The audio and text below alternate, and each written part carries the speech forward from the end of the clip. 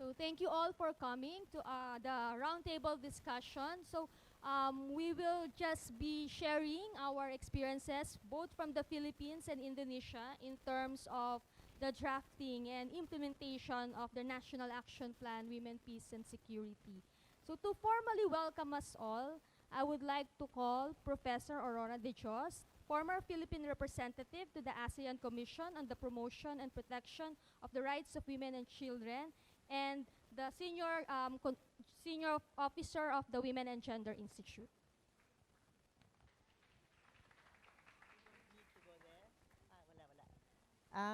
Good afternoon to everyone and welcome. On behalf of Women and Gender Institute and the IS Department, International Studies Department, I'd like to welcome you all to this, it's not a round table, it's a square table discussion. And,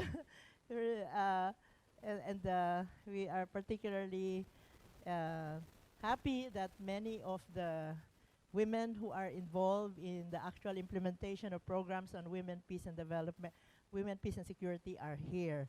And of course, our faculty members, our experts on terrorism, and our former chairs, our students are here. So thank you for coming. This forum is part of the 50th anniversary celebration of the International Studies Department, one of the oldest departments in international studies among the universities in the Philippines. Of course, one of the key issues that concern our discipline is the peaceful relations between and among countries. But as we all know, the world is currently in turmoil with several long-standing and ongoing conflicts happening in many parts of the world. While some states are using force as usual to maintain in power and to impose its authority, this has not gone uncontested. We also know that in the last 30 years or so, ordinary citizens are taking it upon themselves to assert their own collective voices and vision towards a more participatory and democratic governance. Who would ever think that Hong Kong, the shopping paradise of our vacations, especially Filipinos, are so fond of going to Hong Kong, have now become a political battleground of its citizens and the government of Hong Kong.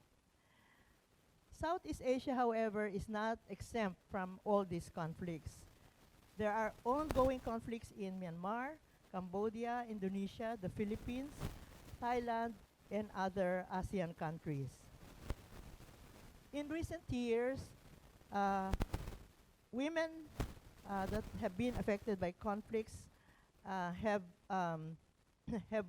raised their voices in the United Nations and asserted that women should be part of all these peace accords, agreements, and peace-building efforts that have been previously dominated by men. Through UN Security Council Resolution 1325, 1820, and other subsequent resolutions, women's perspectives on war and peace have been increasingly accepted by many countries. The reasons for the involvement of women are as varied as their experiences. For example, women have always been greatly affected by conflicts, whether big, small, or medium-sized conflicts. Very often, they are the victims of gender-based violence, including sexual violence. During conflict and during displacements, their burden is aggravated in securing their children, families, and those who are injured from the conflicts. They suffer from constant displacement, and they are, in fact, in charge of looking for survival, food, water, and housing for their own families. This has been the experience of many countries And in the Philippines, we have in recent years been confronted with this problem. Men and women and children have also experienced constant fear, confusion, and psychological trauma over long periods of time. In many of our researches, we have seen that the impact of trauma is not one-off experience but lasts for a lifetime. Now, what has been the response of the ASEAN in all of these conflicts that are happening in the region? Ambassador Lehai Tutrung, I think in 2010, stated that on behalf of the ASEAN, countries must bear responsibility and exert their utmost to prevent and address sexual violence. So in this open debate, Vietnam has committed ASEAN, in fact, to address this issue. Subsequently, some ASEAN countries have demonstrated support for UNSCR, among them the Philippines, which is the first country in Southeast Asia that has drawn its own national action plan on women, peace, and security, and followed by Indonesia, who promised, through Dr. Diedrah Percaya, who guaranteed commitment in implementing UN Resolution 1325. Other efforts in ASEAN have also been small steps, but have increasingly become more evident in recent years. For instance, the Declaration on the Advancement of Women in 1988, the ACWC Declaration on Violence Against Women and its regional plan of action, which included sections on women and armed conflict. And in its 5-year thematic program, ACWC has also included the issue of women and women, peace, and security. The creation of AIPR is another effort of the ASEAN to facilitate and expand ASEAN's involvement in women, peace, and security issues. I might recall that in the 50th anniversary of the ASEAN, the Philippines came out with a joint statement of the heads of state to support women, peace, and security, and promote women, peace, and security in the region. The ASEAN Regional Forum, for example, also came out with its own commitment to WPS.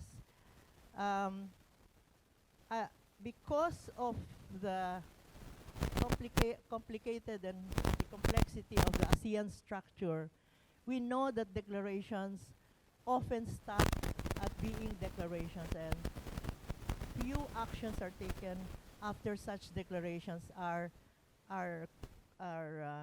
stated or adopted by the countries. And so a lot of NGOs have taken it upon themselves to explore and identify possible ways in which crimes against humanity, particularly sexual violence, can be addressed even in an informal NGO way of addressing such issues. For example, there has been a series of women's hearings on the war in Cambodia, East Timor, and Bangladesh held in Phnom Penh in 2010 and 2012, in which I was a part of. There has also been women's public hearing on crimes against the Rohingya women held in New York City some years back. And of course, the most prominent example of NGO initiative was the Tokyo Women's Tribunal on Japan's military slavery. None of these have official sanction, but at the very least, it provides a platform for women and the crimes against them to be heard and to be recognized and to be validated by the community of people's movements. Now, I guess our speakers this afternoon, very distinguished and very experienced speakers, will look at how ASEAN has actually engaged its constituents on the issue of women's peace and security. In all of the readings that you might find about women, peace, and security in ASEAN, there is only one conclusion, and that is that ASEAN has been too slow and too late in responding to crisis and to emergencies, particularly as it involves women. Very little attention is also given to encourage women to participate in the peace process. But as has been mentioned, although it's still in its exploratory stage, more and more initiatives are coming out from the individual countries who are taking up this issue.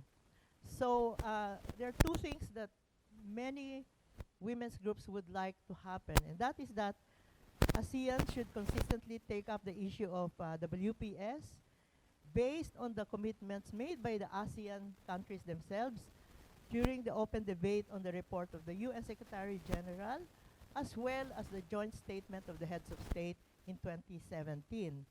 And that number two, that states should recognize the differential impact of conflict and rule of law deficits on women and children, and the need to ensure gender sensitivity in the restoration of rule of law, transitional justice, as well as to ensure the full participation of women across the peace processes happening in the region.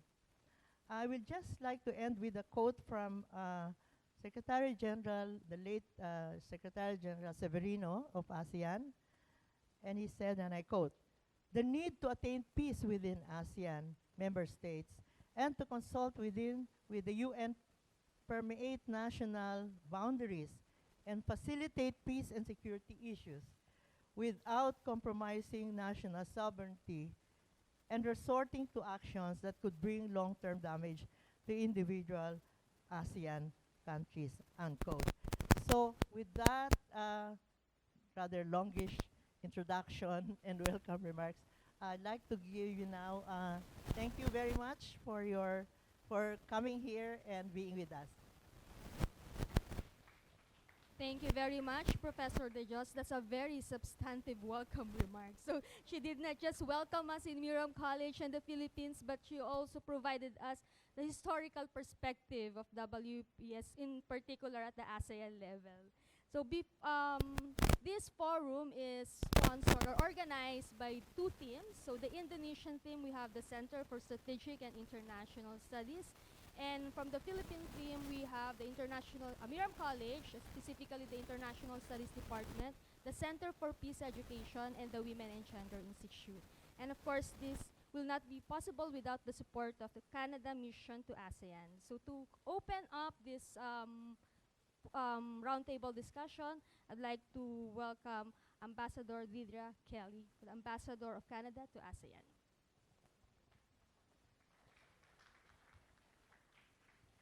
Good afternoon, everyone, and happy Friday. There was a practice that I discovered when I was posted to West Africa, and that was rather than listing the name and title of every senior dignitary and eminent person, they would just say, "All protocols observed." So I'm going to follow that practice and say, "All protocols observed," and that means that I have recognized all eminent people that are here and respected their presence. So take note of that one, it's a good one. All protocols observed.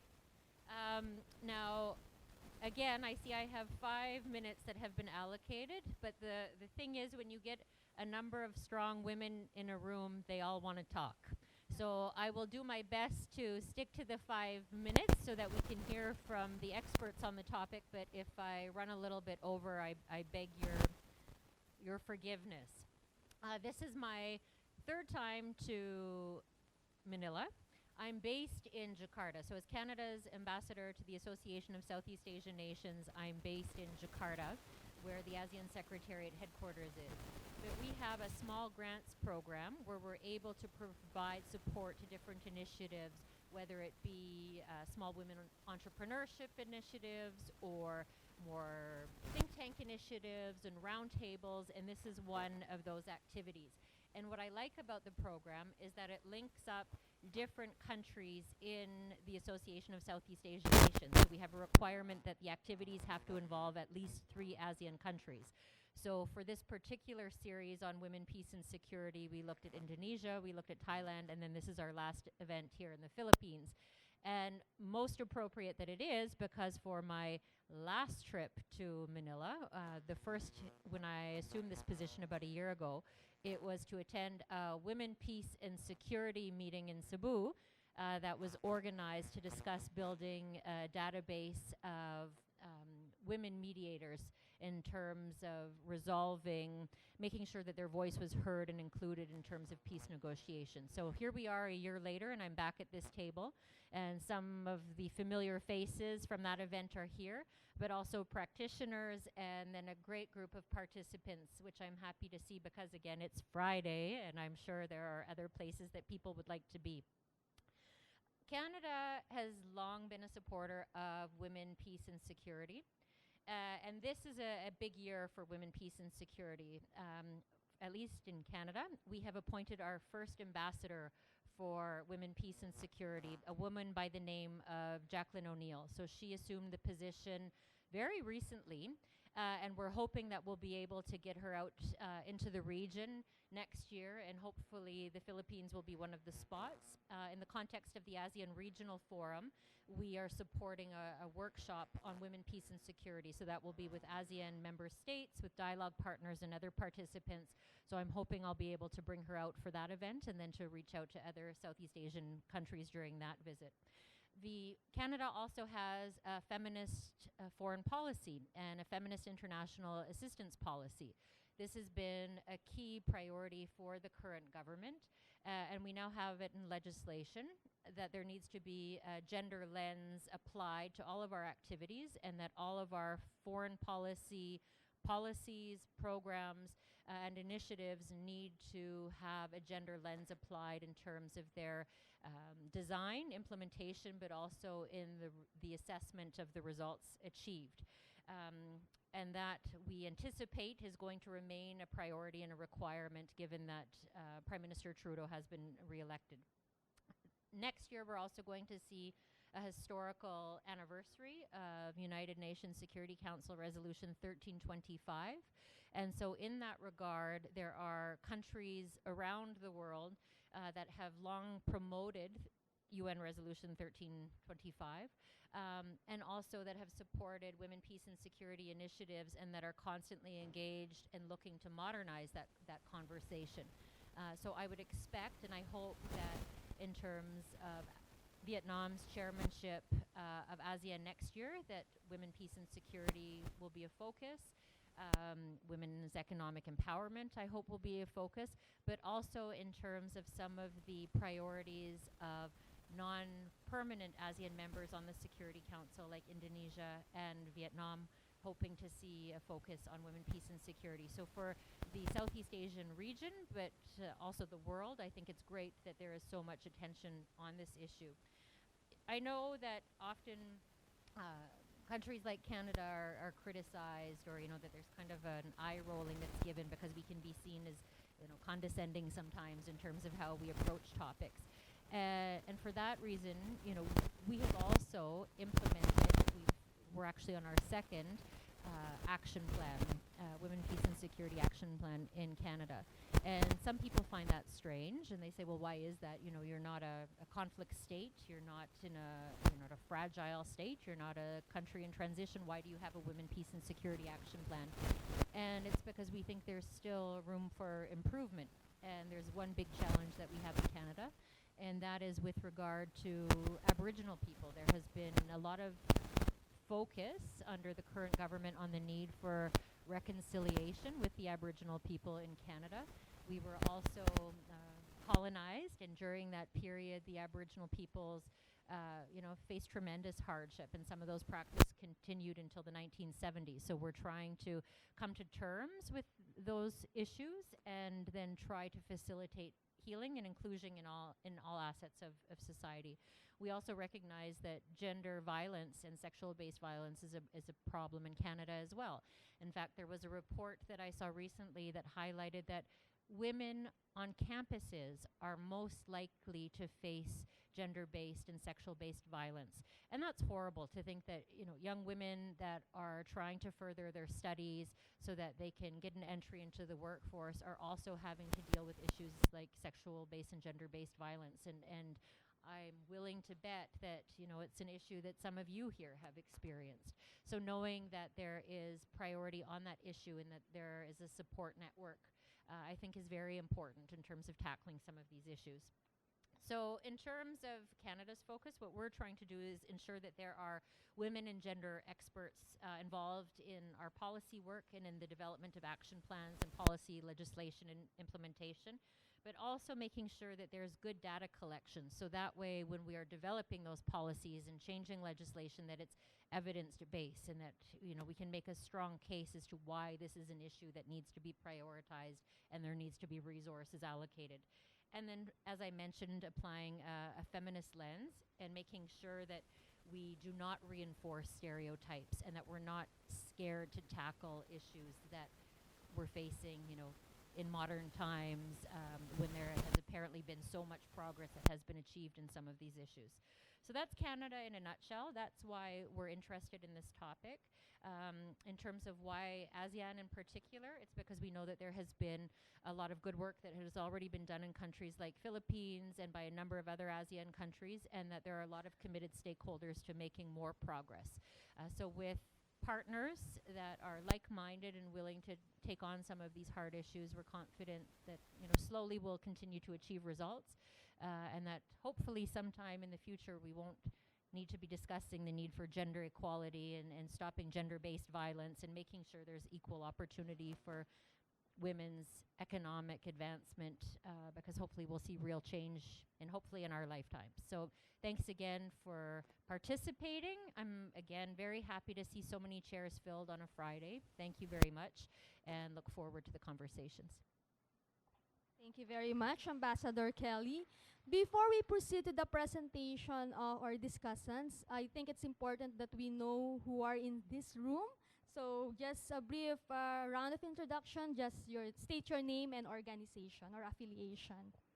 For the discussants, don't worry, I will introduce you later, so just your name and affiliation. Good afternoon, ladies and gentlemen. I'm Major Margie Mingoy, the newly appointed Chief of the Army Gender and Development Office.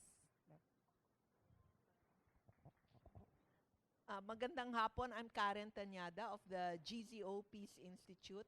GZO is also currently the secretariat for the Women Engaged in Action on 1325. Hello, good afternoon. I'm Pamela Padilla Salvan, Director for Policy at the Office of the Presidential Advisor on the Peace Process. Thank you. Good afternoon, everyone. Mags Barrios of Office of the Presidential Advisor in the Peace Process of National Action Plan on Women, Peace and Security Secretariat.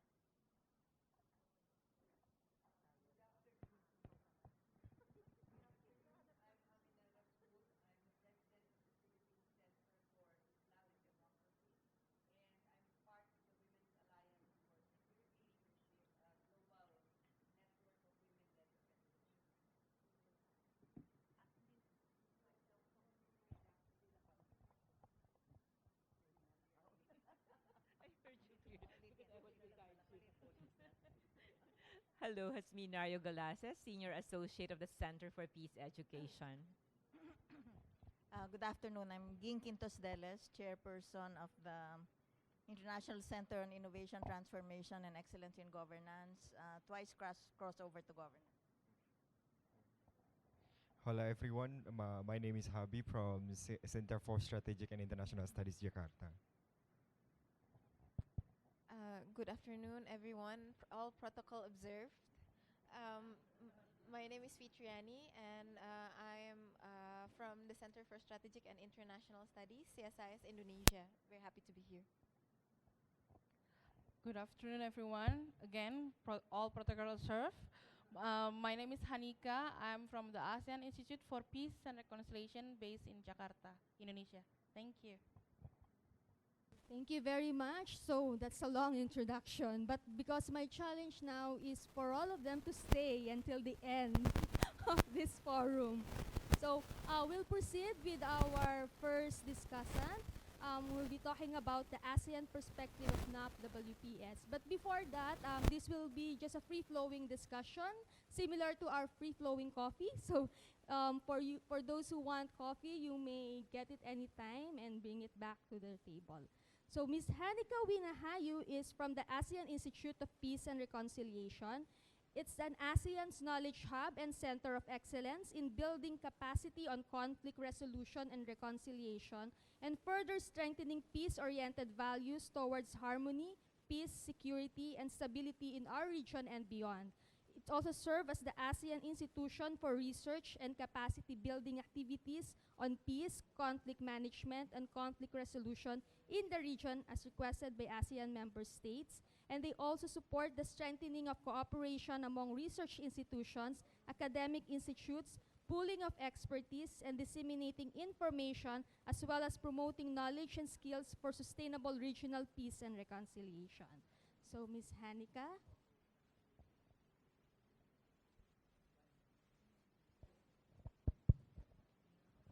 Hello, everyone. Good afternoon. My name is Hanika. I'm from the ASEAN Institute for Peace Reconciliation. The other slide.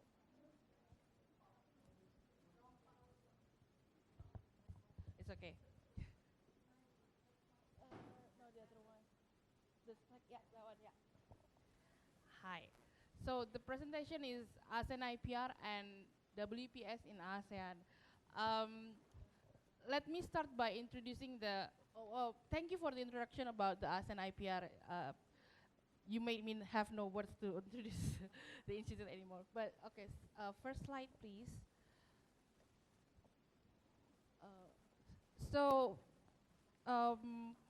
The institute, I'm going to start with the road to ASEAN IPR because it took us a quite long time to get from the blueprint, from the ASEAN, for the APAC blueprint to be as an action plan, action line into something that is concrete and it's launched and it's going on. The ASEAN IPR launched in 2012 by the ASEAN leaders, so it has the decision of, it launched by the leaders, so the legitimacy is there, and even our term of reference is adopted by the ASEAN foreign ministers. So in the sense of political will and political endorsement, we have the highest level of endorsement coming from the head of states. But if you could see from this timeline, since we were launched in 2012, we only have the executive director or the secretariat for the institute in 2017. So it took the member states 5 years to actually really establish the whole structure of the institute. Next slide, please. Thank you. And we have two main mandates. One, to be the ASEAN institution for research activities on peace, conflict management, and conflict resolution. And the second one is, the first one is more into the research. The second one is more into activities in supporting the ASEAN member states in the issues that they're interested and have alignment with peace, conflict resolution, conflict management, and specifically what is in the APAC blueprint. And although it's not in the APAC blueprint, but if it's agreed by the member states, we can support that as well. Next one, please. Apart from the mandate, we have functions. I think this is the operative word of the institute. One, yes, for the research. Second is for capacity building, where it's not only for, in the long run, we will be able to support the member state in giving them workshops and trainings and so on and so forth. And then this is my favorite function, is pool of expertise. We'll get into this after a bit further after this, is to develop a pool of experts to assist ASEAN. I think if we're going to relate the function with these round table or square table talk, this is where we can support the member states, assist the member states in the issues that related to our core mandate. The fourth one is networking. We can, in the ASEAN structure, we have I would say this is the unique part of us. We have leniency to work with the CSO. In ASEAN, when the decision, there are, okay, this is a bit, for the international relations students, maybe you know about this, but if not, from marketing and accountancy, please bear with me. In ASEAN, we have two kind of bodies. One is Annex 1, which is settled by the government, which is ASEAN bodies. It could be the SOM, Senior Officials Meeting. We do have the ACWC, ACW, ASEAN Committee on Women, and so on and so forth. It's established by the government. And there is another one, which is Annex 2, entities associated with ASEAN, which is where we are. We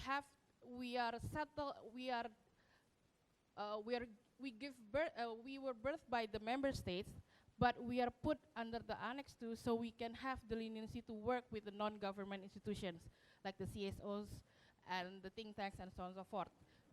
And that is where the networking is. So we have the leniency to work with the CSO, the grassroots level, and then all the centers around the world.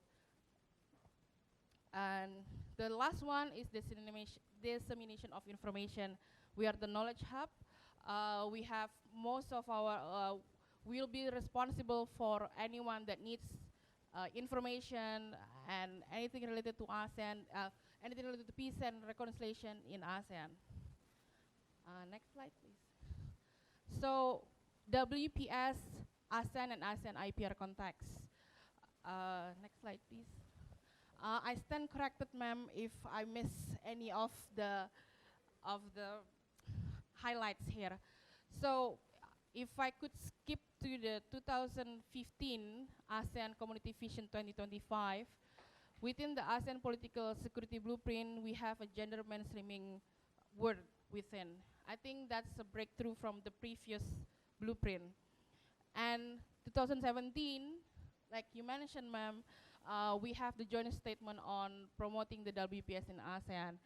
And through this, the ASEAN IPR, looking at the previous function, pooling of experts, we launched in Cebu last December, ASEAN Women for Peace Registry.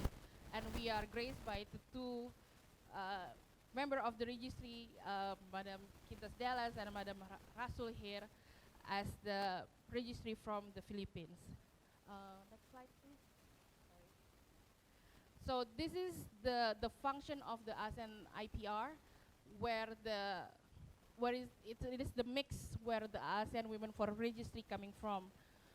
One is the research function, studies. We have a function of studies on gender mainstreaming in peace building, peace process, conflict resolution, and one having a register of experts from member states to assist in conflict management and conflict resolution. This is where the ASEAN Women for Peace Registry was born. Next slide, please. So what is the ASEAN Women for Peace Registry? It is launched in Cebu City last December, and it means to take stock of its women experts in the field of peace, reconciliation, pursuant to our mandate. And we have, if I could take back you guys from 2015, there are a lot of discussion on how are we going to create a pool of experts, women pool of experts in support of peace processes, peace reconciliation, so on and so forth. But working in ASEAN, it is always about consensus. It's also about everyone is agreed and using the right language to have a blanket for 10 member states to be comfortable with.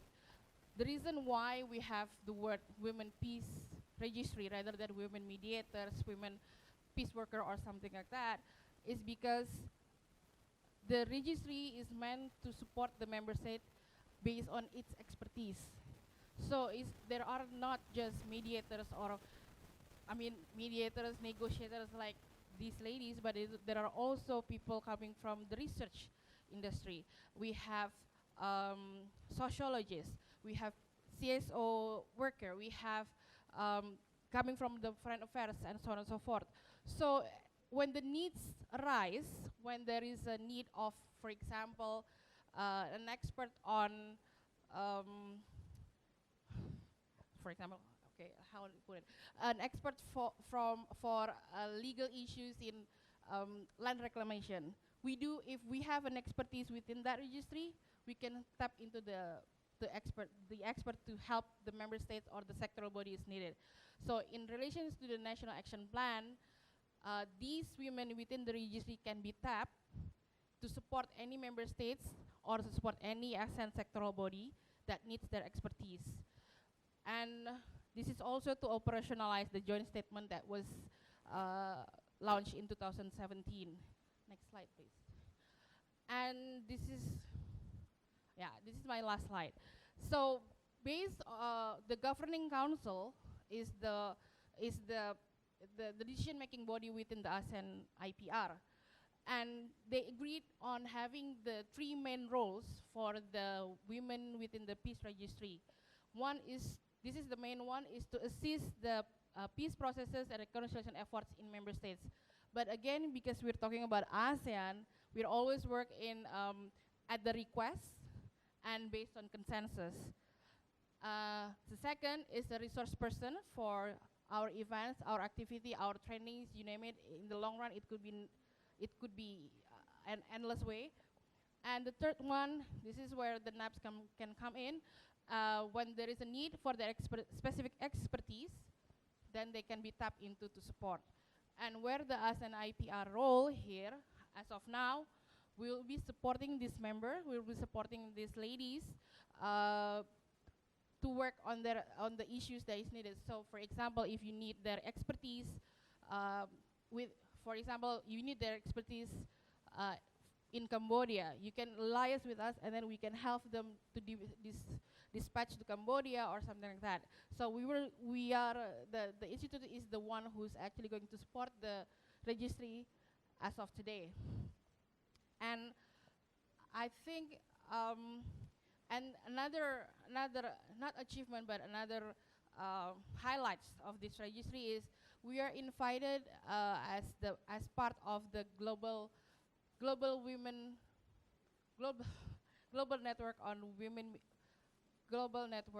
women. It's a mouth of words. A global network of regional women mediators.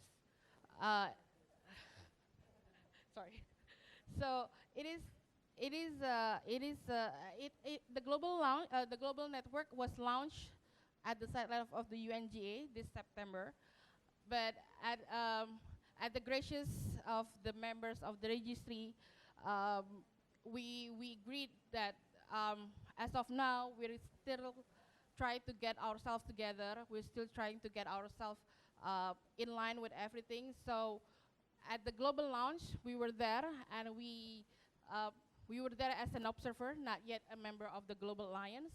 But the response from the global network was very positive. And I think there soon will be another request to have the ASEAN Women for Peace Registry to be part of the global network. Because from the Asia Pacific, I think we're the only one that is specifically representing a region. So yeah, I think I finished my presentation there. If there are questions or any comments, I welcome them. Thank you.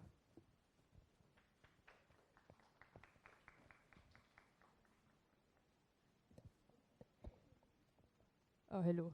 I'm taking over Miss Mel because Miss Mel is just coming from fetching her daughter from the grade school. So she asked me to introduce the next speaker. So please hold on to your questions if you have questions regarding the first presentation.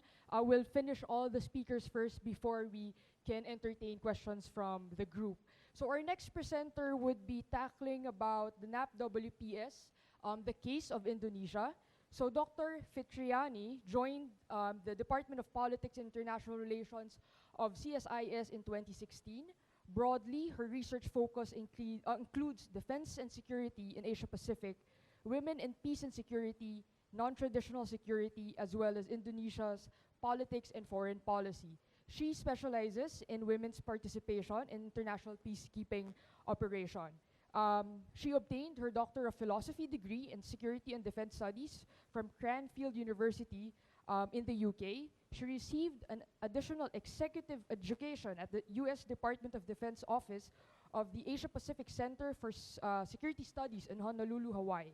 She holds a bachelor degree in social and political science, majoring in international relations from the University of Indonesia, and an MA in defense and security from Bandung Institute of Technology from Indonesia. So please help me in welcoming Dr. Fritriani.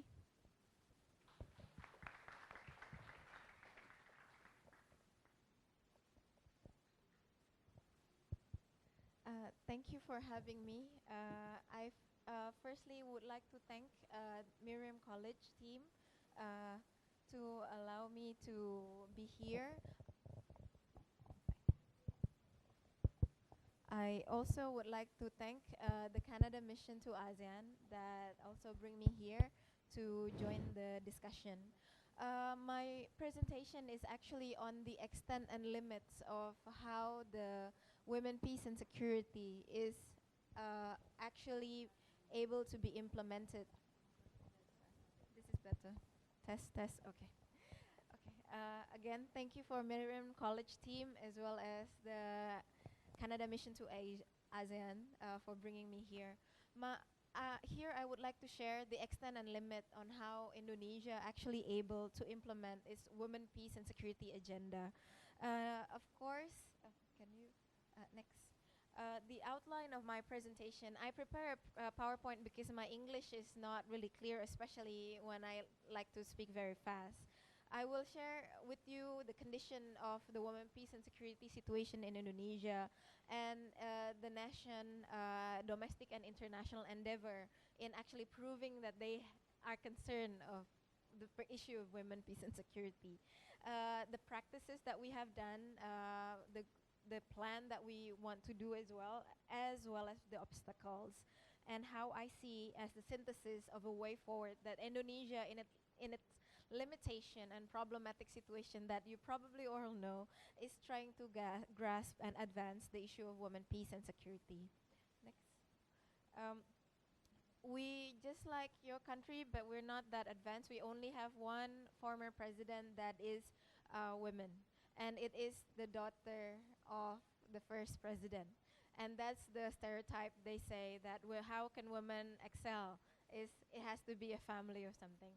But because of her, actually, at that time there's like an anecdote, because when the president want to fly out of airport, they need to be assisted by the police and the military. And then beside her, all of the entourage are all men. And he was saying, oh, I think it's in Indonesia, it's more difficult to be, for women to be a police than to be a president. And the advisor really scared. It's like, okay, maybe next time we have to appoint women to be the head of police head in that area. So when she want to fly out of the at least Jakarta airport, there is a woman in the entourage. So that's how she actually changed the mindset on how women should be present, although despite there is criticism. On the right, there's our current foreign minister, and it takes a long time for her to be there. There's as women in the strategic position, always a difficulty to assert her wish, and actually there's a lot of question whether women are smart enough, or we're able to handle, whether having women as the minister are able to assert Indonesia foreign policy or not, especially when Indonesia are in between of this, we actually experiencing the global power play in the world, and whether Indonesia able to actually have a voice. You know, the problem is whether women have a voice. Yeah. The situation of the Indonesia, actually 50% of Indonesia are women, but rarely played a strategic roles in the government. And in the indicators that Georgetown University have on women, peace and security, Indonesia is ranked 95 out of 120, of kind of in the lower tiers of how women are actually free to have their own agency and mobilization, as well as use cell phone and being non-discriminated against. And there's still that issue in Indonesia, especially with the increase of religious conservatism. And maybe we can elaborate that in the question and answer. We actually already have laws stipulated we need to have 30% of women in the running for an election, but unfortunately, the appetite of voting women are still small. We managed to have 20% of women in the parliament, and we have the first one in like over 50 years of anniversaries. Actually, the first female speaker. And unlike with the Philippines, they already have 4-star generals. The highest level of women participating in the Indonesia military is only 2-star general, both in the police as well as in the military. We actually trying, the way we pitch to enter the United Nations Security Council is that Indonesia would assert to have more women peacekeepers. Unfortunately, although we have around 100, that is actually only a fraction. It's only 3% of the total around 2,700 peacekeepers that are deployed by Indonesia. And it's still a challenge, actually.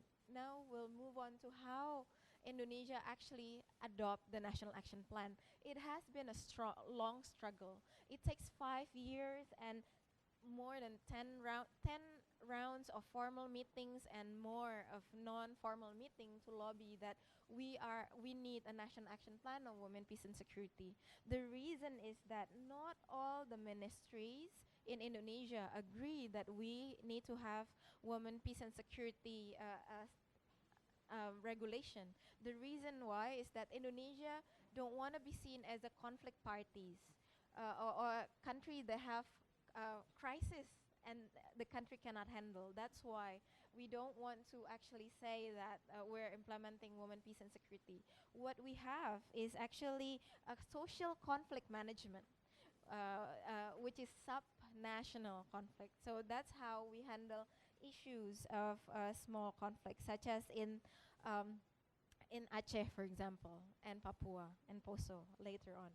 And the ministries are actually seeing there's certain ministry that say that women, peace and security is not a priorities because there's others like more pressing issues on the table, which is really sad, and perhaps it happened in other country as well in the ASEAN region. Nevertheless, in 2014, finally Indonesia have national action plan. And it's supposed to be implemented until 2019, which is this year. We need to come to realization that we need to stipulate or formulate draft the next national action plan, especially when we have areas that is considered as ongoing social conflict. The way the national action plan is structured in Indonesia is we have a local action plan divided in area that is in tension, like Ambon, Papua, Poso, and Aceh. We do this because it is better for the national actually to handle our own national conflict other than other countries handle our national conflict. So at least it's good that we admit there is an issue and we want to do something better.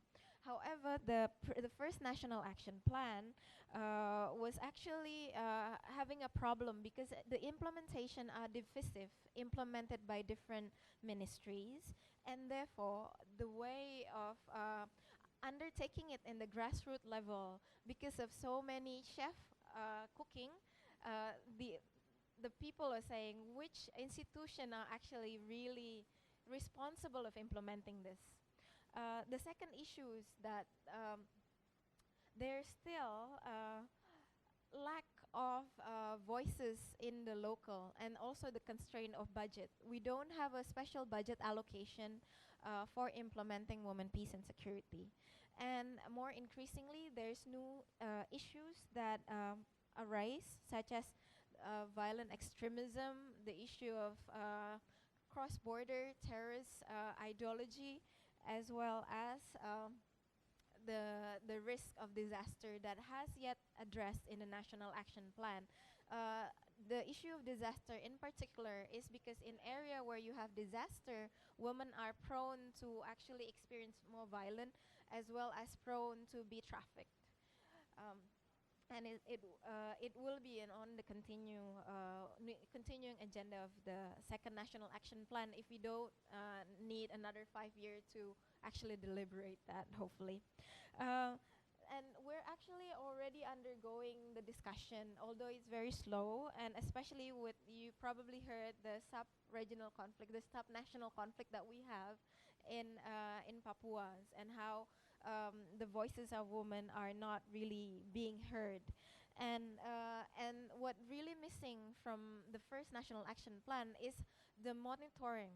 How successful is the National Action Plan? Because if there's no indicators, there's no, it's actually said that we need to work on our National Action Plan on Women, Peace and Security, and we have to have all the ministries involved to actually sit together and discuss how we can improve the next National Action Plan.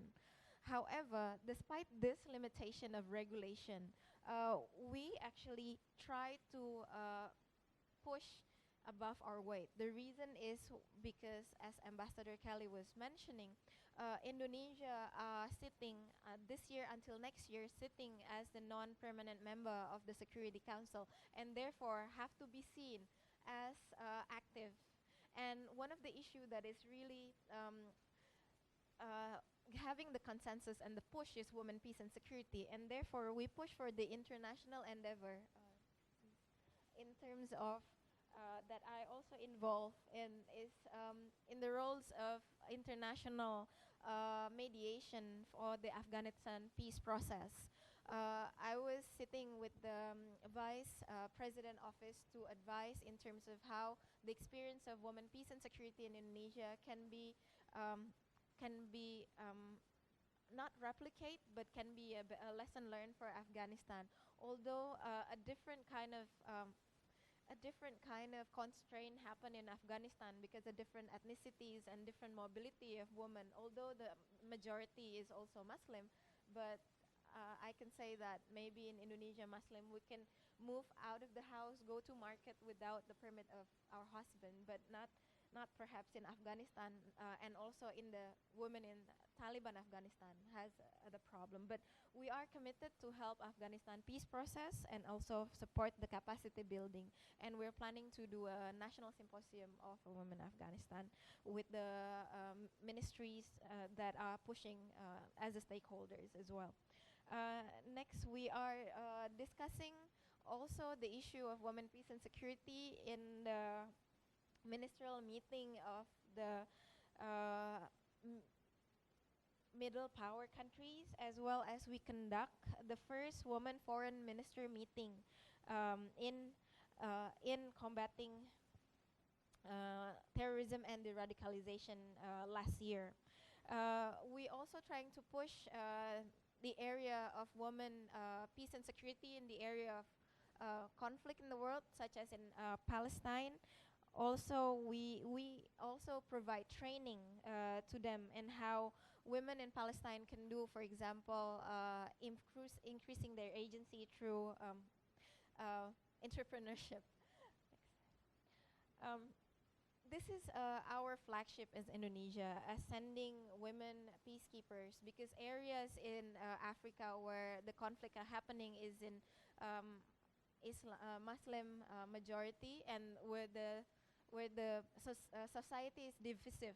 So sometimes male peacekeeper cannot talk to the women population, and therefore in needs of female peacekeeper.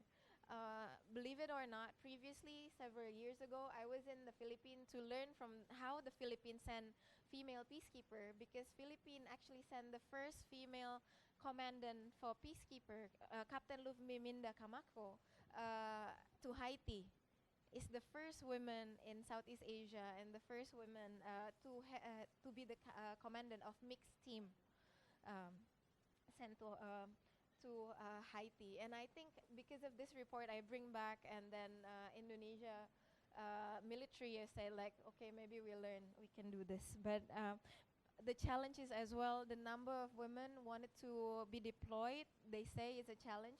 And also in Indonesia, the women, before they are deployed as a peacekeeper, they need to sign, they need to receive a signature from their husband that they can go. Because it is perceived that women is the guardian of the house of family. So that's the problem. Next, and I think we can do it very fast. I think this is our effort in the Security Council. And then next, in the ASEAN level, we also try to conduct training for women diplomats. Because of this agenda is really driven by the government, it hasn't reached the grassroots level. So the one that is very active is in the Ministry of Foreign Affairs, as you know, as I share, because the minister is Retno Marsudi, is the first female minister. And then the training is for women diplomats, but not yet reached in the grassroots level, although there's NGOs actually handling it. Next. So I think in the ASEAN level, we're trying to gain footing to actually speak on Rohingya issue, but I think it's a bit sensitive because in ASEAN we know, maybe Hanika know, we could not really say or critique openly about other member states. And I can speak because I'm from a think tank, I'm not from government, but there's a limitation on how the government can say and comment. And we try to actually have a peace village on, this program is to engage women that is have this radical ideology, to actually train them with entrepreneurship so they don't have to dependent on the radical organization for their funding. And then and they try to push, because the key was saying that as long as the issue of women, peace and security in ASEAN is discussed under the cultural pillar, it's not being taken seriously, not like in the security political security pillar. So I guess that's the challenge. I think I speak long enough. This is next. This is the example of what we do in Aceh. Next. Just a peace village. We have a formulation of how in the local level they are implementing the national action plan, but it needs approval from the government. But sometimes we know in Aceh the government are male in majority, and therefore it's very difficult to pass regulation. Another case study is in Papua area, where they're trying to actually empower women to actually take up the security and peace role. However, there is also an issue of to which an extent the women are actually being heard. Next, please. So if I may, this is my last slide. What I see is the issue is implementation in Indonesia only focus on protection and prevention, but not in other pillar. It still resonate more on the foreign policy, but not yet in a real security sector. So there's not the same push of, for example, empowering women in the police, empowering women in the military, because we still have that discriminatory, for example, entry test of virginity test in the military. And what I mentioned before, there's a growing conservatism that it is a global trend right now, and also in influencing Indonesia. And I think what Indonesia really need to do is also actually mainstream sectoral sectoral ministry to talk with each other and focus more on this strategic issue of reform, of the not finished security sector reform in Indonesia. The reason is we see more of the old people, the perpetrator, as coming back. I guess that's my presentation from Indonesia, and I'm welcoming to learn from the Philippine example and how you can achieve so much. Thank you so much. Thank you very much, Pitriani. I think we can already see some similarities in the Philippine context in terms of our advocacy in the NAP and even the implementation itself, the challenges. So to further discuss about the Philippine experiences, we divided the presentation into three. So we'll first give an overview, the background and how it started, and then the second will be more on the advocacy or the crafting of the NAP and the passing of it. And then next will be on the gaps and challenges. So to give us the overall context or the background or history about the NAP WPS in the Philippines, we have Ms. Teresita Quintos-Deles, or also known as Ging, and she has been on the forefront of peace initiatives in the Philippines as a civil society activist for many years, and more recently as a public servant. She was the first woman to be appointed as presidential advisor on the peace process, and under her leadership, the Philippines became the first country in the Asia Pacific to adopt and implement a national action plan on UNSCR 1325 on women, peace, and security.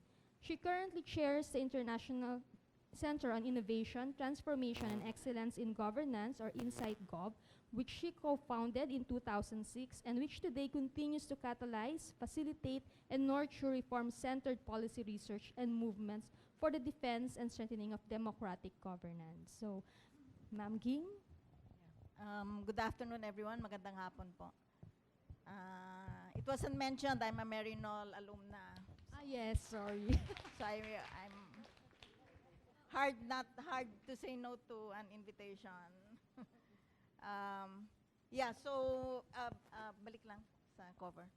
Yeah, I'm very conscious of the limitations of my presentation. I was asked to give a background, and definitely I will not speak beyond 2016. And that it is a government perspective. I understand there is a civil society perspective. So my presentation will be how we in government approached the implementation of the NAP. Okay, so first the context. We don't really have a hard time admitting we have too many internal armed conflicts. That so much of our country has been affected by conflict, and I think that is maybe a significant factor of our becoming the first country in Asia to adopt NAP WPS. So in 2010, in fact, when the NAP was adopted, there were 5 peace tables that we were working on to bring to peaceful completion. So the tables with the originally Moro secessionist movements, the MNLF and the MILF, the peace table with the longest running communist insurgency in the world now, and 2 splinter groups of the Communist Party, CPP, NPA, NDF, which are regional splinter groups, the CPLA in northern Luzon and RPMP, RPA, ABB, so the alphabet soup of our armed conflicts. So that's there. When we therefore approach WPS, it is a major factor that we have to be taking this lens in the pursuit of peace from our internal armed conflicts. So first off, to say that we had an early and fine start. It was coming together both of government and civil society. Launched here at Miriam, in this room, okay, in March 2010. So actually, while it says that the NAP was adopted under my watch, no, that's not really true. It was adopted before I came on board, but that was March. By June, a new government had taken over. So it's the implementation, really. That is part of our work. And I'd say it went off on a fine start. It was pushed by civil society, a coming together of the women's movement that had been growing the peace movement for a long time. It was coming together of the women's movement and the peace movement, which after we ousted the Marcos dictatorship, had begun to take root and was also very much women-led. That pushed government very early, early enough to be the first in Asia to adopt the NAP. Okay, but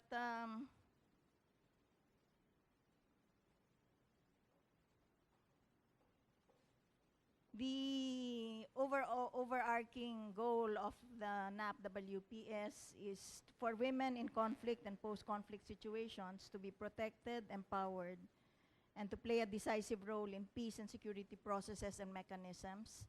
More specifically, it aspires for all women to be participants, to have agency in all aspects of peace processes, including negotiations, track 1, and peacekeeping mechanisms, post-conflict planning, recovery programs, security and justice sectors, administration of public services, and transitional justice. So our NAP WPS, as it should be, is ambitious. It takes the pillar of empowerment. Of course, necessarily also the pillar of protection and prevention very seriously. I will not go into why we need to do this. I will not even go through the process of that. I will just say that the challenge from the start when the government, the Aquino government took over, was that this, if we were going to have a NAP, it had to be implemented. We did not want to have a NAP WPS that would just be a paper document, good for display, for the displays at conferences and on bookshelves, but otherwise languishes in filing cabinets. What we wanted and what we always said, and that was what was driving us all the time, was to make sure that it gets implemented and makes a felt difference in the lives of women in conflict-affected areas. So that was what we were going for. Therefore, wait. Yeah. So looking back now, and this is really another lifetime for me to look back to,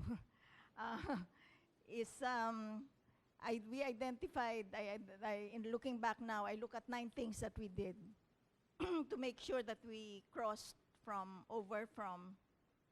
adopting a policy to actually implementing it and bringing it closer to the lives of women that are affected by security problems and conflict. The first is making sure, and I apologize for that you can't. But the first one is making sure that we had a clear framework with concrete agenda and indicators, and I will go through this one by one.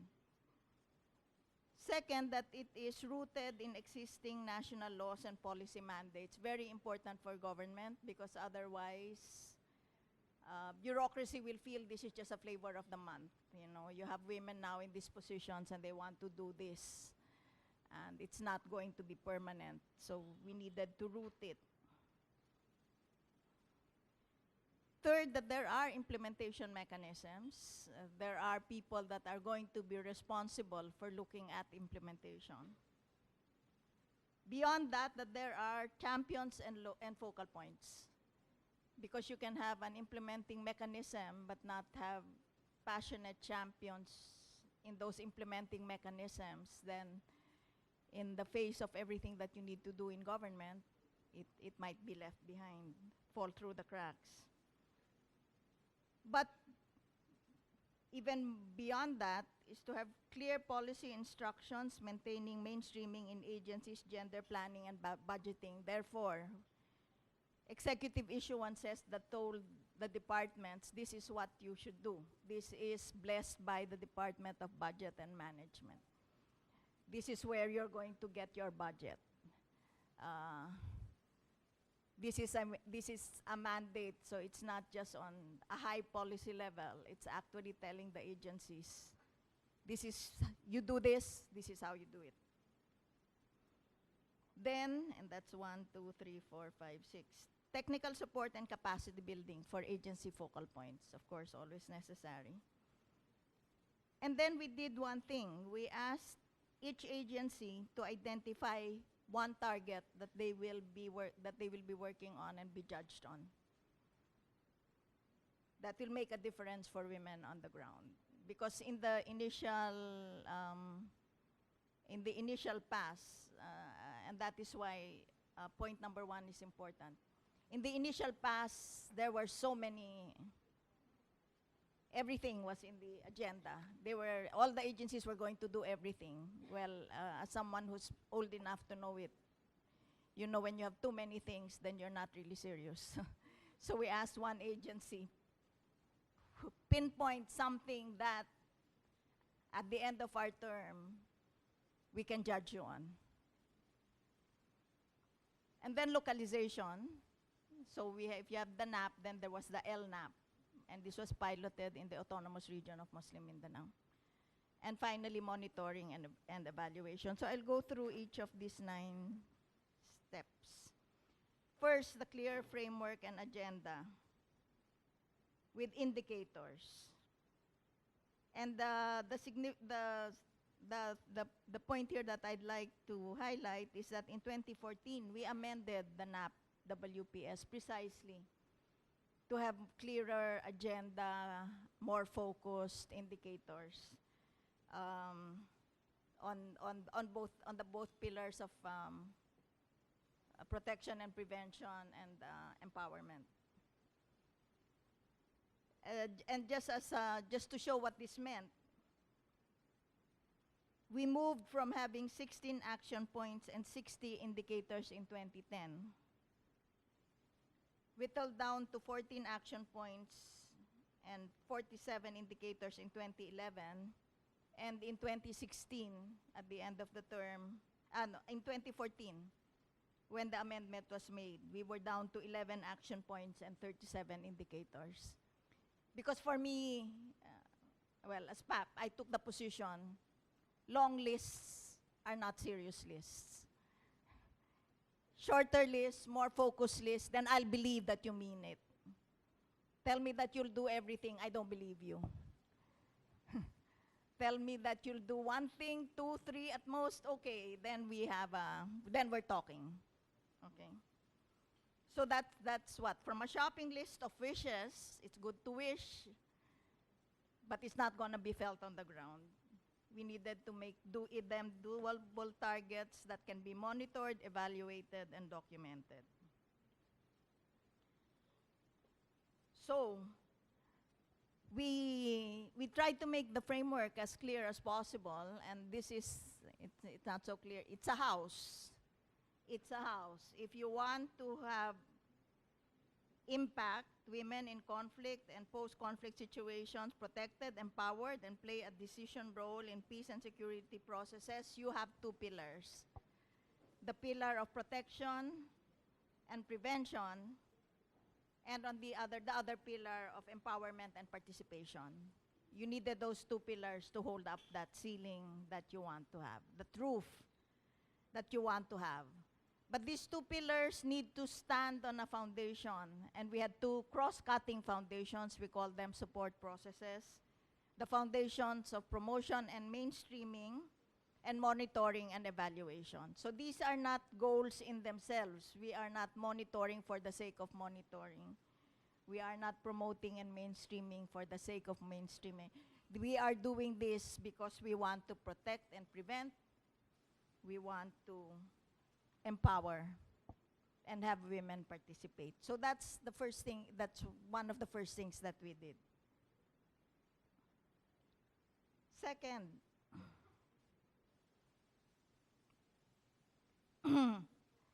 we needed to root and be able to tell our government bureaucracy, this thing that we are embarking on, this thing that we are bringing you and may look to you like it's more additional work, it's actually part of implementing laws that have already been passed by Congress. It's actually implementing what the executive has already said it's going to do. And 3 basic documents there, the Magna Carta of Women, which is the law that puts into domestic law a CEDAW, which mentions very specifically the situations of women in armed conflict and has an IRR that includes peace and development. So it's already a law. This will help to make sure that that law gets implemented. There's a Philippine Development Plan for 2010 to 11 to 2016, where the chapter on peace mentions women's participation in the peace process, in peace building as being an important goal. And third, so if that chapter came from OPAP in the PDP, the National Commission on Women also had the Women's Empowerment, Development, and Gender Equality Plan. So you have all of these national mandates that are already there. So we made sure that everybody understood that this is very much within the legal framework, the legal architecture, the policy architecture of the country. It's not something that is brought in because you have some feminists suddenly in position. That's, wait. So that's number 2. Number 3, the implementation mechanisms. When the NAP WPS was launched in March, an executive order was also issued by the President creating a national steering committee chaired by OPAP and the PCW as co-chair or vice chair, but all in all with 9 members, which include the major agencies that are part of the security, the hardcore security sector. So that's DND, DILG, DOJ, DFA, but also DSWD as being part of the humanitarian, the human development, capacity building. And we included, included also were the National Commission on Muslim Filipinos and the National Commission on Indigenous Filipinos, in recognition that these communities and the women in these communities are among the most vulnerable and the most affected by armed conflict. So that's the steering committee. But we also included another layer of the implementing mechanism because by this time, OPAP was already implementing PAMANA. This was our program, specific program on development and governance to be brought to conflict-affected areas. So we already had that whole network of agencies that were looking into the needs because our theme was no one gets left behind. We have to have special programs for areas affected by conflict. So these were brought in as the technical working group. So all of the 9 agencies plus 8 more, which were PAMANA agencies. So that included, of course, DepEd, DOH, DA, DAR, CHED, TESDA, the National Electrification Authority, because this was seen as a very important program in conflict-affected areas, as well as PhilHealth. So that is the ones that we were already working with, the agencies we were already working with to ensure that development was brought into conflict-affected areas. We brought in to also adopt and be guided by the WPS framework. Number 4, the champions. So the 4 there are the executive committee of the National Steering Committee, so the women and the peace concern, and told everyone, yes, what you can do, there are budgets you can tap, there are things you can do. The Malacanang is in fact telling you you should do this. technical support and capacity building. So they were brought together, and always the message was, this, hopefully you don't look at this as just technical work, additional work that needs to be done. Hopefully you begin to look at what the world looks like from a women's point of view, so that it becomes a passion. Because we already had PCW, since it was the National Commission on the Role of Women, had already established having focal points in all of the agencies. So this brought new life to that position. One target agenda per agency, as I had already explained this. Let me just, next. I'll just give some examples here that I could easily pick up from the documents that were easily at hand. OPAP, of course, was strengthening the presence of women in peace negotiations in track 1 and the implementation of agreements. DSWD, it's one agenda. And of course, DSWD has to be involved every time there's a humanitarian crisis, every time there's an IDP. But we asked them to name one new program that would affect people, and this was the establishment of women-friendly spaces to ensure privacy and safety for women and children in evacuation centers. So that's used also not just for armed conflict, but also for natural disasters. To begin to look at the tents when they're set up, how do you make sure that women are not vulnerable, in fact, to sexual violence in these areas? DNDAFP was very aggressive, very proactive in examining their policies and mechanisms for deployment and promotion, among others, to have explicit gender equality. We had conversations with women, junior officers in the military, who talked about, yes, it's not all that equal. A moral offense for a man is not treated in the same way as a so-called moral offense of a woman. And that affects your promotion, that affects your deployment. And the AFP did begin to look at that and do something about it, among others. NCMF was the conduct of culture-sensitive trauma healing programs, so Muslim, sensitive to Islam. DFA picked up as their one agenda the inclusion of WPS concerns in pre-departure orientation seminars and training programs of foreign service officers. So they wanted their foreign service officers to be conscious of this when they are, especially when they are deployed in conflict-affected areas in other parts of the globe. So those are just some examples.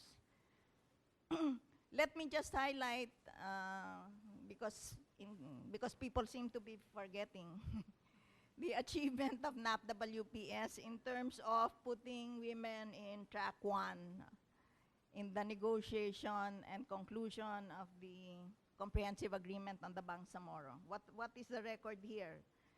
The first woman in the world to sign a major peace agreement on behalf of a conflict party. That's Miriam Coronel Ferrer. The head of the panel secretariat was a young woman, young mother, breastfeeding at the time when they were going to Kuala Lumpur. And one of her challenges was bringing home the express breast milk that she expressed while she was in Kuala Lumpur. The head of the panel's legal team, 2 of them in a row, were Moro women aged below 30, actually conducting briefings for Congress at the time when the BBL was being taken up. The heads of 3 out of 4 technical working groups that negotiated the CAB annexes. There are 4 annexes, 3 of the 4 of those working groups were headed by women, including the normalization, which covered the commissioning of MILF combatants. The head of the Joint Normalization Committee post the signing of the CAB was a woman, and the GP8 nominees in all independent bodies created, we always made sure that our GPH nominees would be women, because otherwise we knew that the other side would not bring in women. So just one picture. Just note that on the right side, 5 women, 5 out of 8 government people on the stage were women. It is unprecedented in the world, and I just need to bring it here because the women are disappearing from the peace process. Okay, number 8, localization. So we said the NAP had to be localized, and the pilot areas were in the ARM. So they came in, had sessions, identified what is their main issue in terms of NAP. And so you had in the issue of trafficking, the connection between armed conflict and the trafficking of women across the borders, livelihood, of course, etc. So every province in the ARM did its LNAP as a pilot for all of the other Pamana areas. Monitoring and evaluation, so we wanted to make sure that one of the things that was found out, apart from documenting what had happened under the Aquino Watch, one of the things that was seen was the gap in gender disaggregated data, disaggregated data, and even a baseline. So in fact, when we were telling the agencies, we want to be able to monitor and see what difference you made. It was hard because we didn't have a baseline. So this work that we did was to set a baseline for the next administration. I hope they haven't thrown it in the garbage. Okay, timeline. So timeline, so March was the adoption, formal adoption. In 2012, localization started to happen. In 2013, the training of agencies and stakeholders. 2014, the amendment, as I had mentioned, to make the NAP more focused.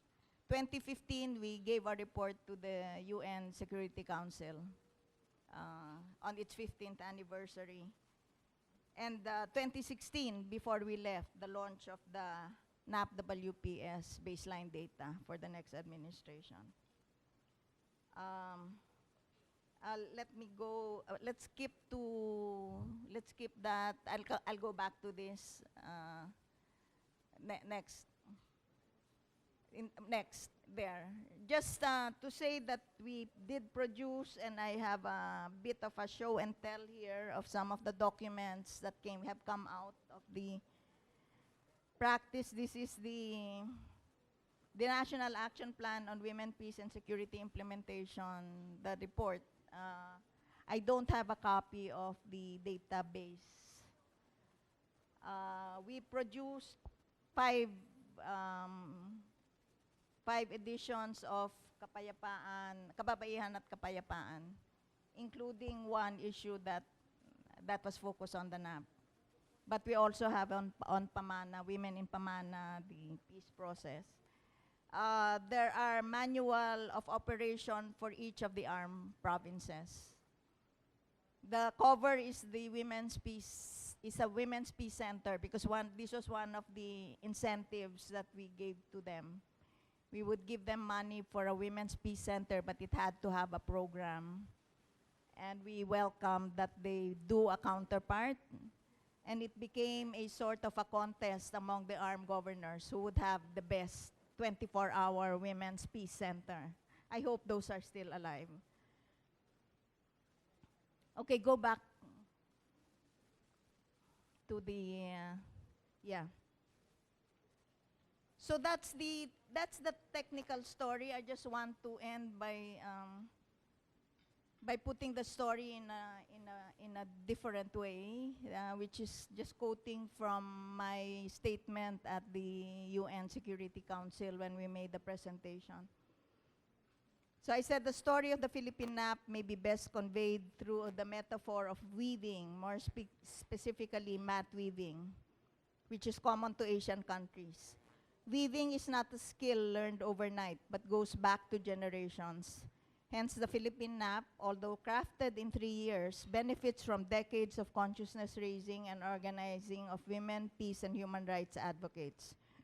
Drawing on the experience and technology of social investments The Philippine NAP collapses time because we do not want to reinvent the wheel. Next. But like a good mat that pulls all the fiber strands tightly together, it also collapses space because building on civil society energies, wisdom, and experience, it wagers on the government and its instrumentalities to be the bearers of gender equality, gender justice, and women's empowerment. In a word, gender mainstreaming in the bureaucracy and by the bureaucracy. That's what we have tried to make happen. In the report that was made, it mentions 3 challenges moving forward. One is continuing influencing the development frameworks employed by government agencies vis-a-vis the armed conflicts, because that's still a continuing problem. Making sure that agencies carry a gender lens and a peace lens.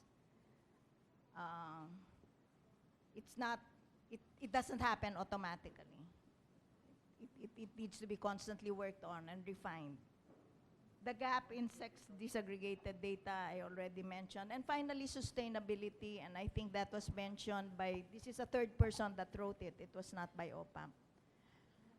That yes, a change of leadership, you have to think about sustainability. Is the program good enough? Is the lens strong enough to be able to cross political leadership? That's something to be looked at. So this is the bit of a technical story. But as I ended my statement at the Security Council meeting, we said that like the NAP should be useful. It should be durable. It should make a difference you can feel on your skin. So like a mat, sometimes it will scratch you, but it's always good to have a mat to protect you from the harder ground below. And that's where we are. Maraming salamat. Thank you very much, Ma'am Ging, for sharing with us some of the accomplishments of Philippine NAP. So just looking at the number of women who are really in the table in the peace process speaks a lot of it. And especially when we have concrete programs to localize the Philippine NAP. So it's okay that you did not touch about the 2016 onwards, because we have people from OPAP who might probably share about this during our open forum later. So let's proceed with the drafting of the Philippine NAP. And to help us start the discussion, we have Dr. Jasmine Galace, also, of course, a graduate of International Studies of Miriam College, Miriam College. Dr. Galace is currently our Vice President for Academic Affairs. She is also a professor at the Department of International Studies and the former Executive Director of the Center for Peace Education. Good afternoon, distinguished guests and members of the Miriam College community. I am here to speak about the involvement of civil society in the crafting, advocacy, and implementation of the Philippine National Action Plan on Women, Peace, and Security. So at the time that we were consulting communities on what should go into a national action plan, people on the ground shared with us their peace and security concerns, as you can see on screen. So these were the problems of the people, the concerns that they shared with us before we actually framed or formulated the national action plan. Next. So given these pressing concerns, we thought, what if more women were involved in decision-making in peace and security matters? Will there be more peace and security if more women participated? Next, please. So we further asked, can 1325 be actualized in the Philippines? Can armed violence be prevented and reduced if women played a greater role in conflict resolution, in peacekeeping, peacemaking, post-conflict reconstruction, and peace building? What do you think? Would there be less violence if women participated in all of these? That is the essence of 1325. It wants women to participate, more vigorously and actively in challenging violence, whether that be armed whatever forms of violence, and check, if there's going to be a difference or a change. Okay. So next, please. So in 2007, with the International Women's Tribune Center, the OPAP, the National Commission on the Role of Filipino Women, now called PCW, civil society organized a national workshop to particularly ask women doing peace work if they have heard of 1325. And this is what we found out, that the efforts actually to raise awareness on 1325 were scattered, and the implementation of 1325 was weak. Okay? So you can see on in this photo, I don't know if you can see this photo, but Miss Secretary Ging was there, Miss Karen was there, I think Amina was there, you know, Ooyi. So this was the very first big step that we took, you know, in the formulation of the National Action Plan. Next, please. So we formed, civil society members approached OPAP and PCW, okay, government agencies, and asked them if they were willing to help start the process of developing a national action plan. And they readily agreed.